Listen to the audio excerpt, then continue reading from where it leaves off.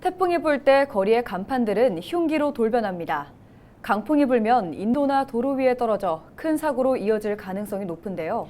특히 무허가 노후 간판들은 관리가 제대로 되지 않아 강한 바람에 날아갈 위험이 커 철저한 대비가 필요합니다. 무엇보다 태풍이 불 때는 외출을 하지 않는 것이 중요합니다. 장보영 기자가 취재했습니다. 아슬아슬하게 외벽에 매달려 있던 간판이 인도 위로 추락합니다.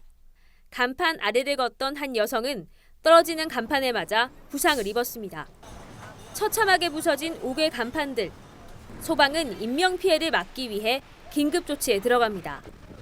이처럼 태풍이 불면 건물 바깥에 있는 간판들은 도로 위의 흉기로 돌변합니다. 강풍을 대비해 지자체별로 위험 점검도 실시하지만 한계가 있습니다. 무허가, 무신고, 노후 간판이 가장 큰 문제입니다. 2021년을 기준으로 서울과 부산, 광주, 경기 지역의 간판 92%는 신고되지 않은 무허가 간판입니다. 이 간판은 설치도 마음대로, 안전점검도 필요 없습니다. 녹슬고 오래된 간판이 방치되다 보니 약한 바람에도 영향을 받기 쉽습니다.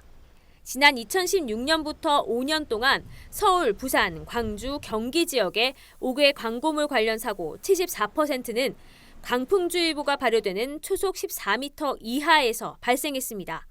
간판이 떨어져서 이제 시민들이 다칠 위험이 매우 크거든요. 간판이 떨어지는 걸로 인해서 어떤 보험이라든가 이런 것도 미리 사전에 들 수 있게끔 양성화를 해야지만 그걸로 인해서 발생하는 피해에 시민들이 구제를 받을 수 있거든요.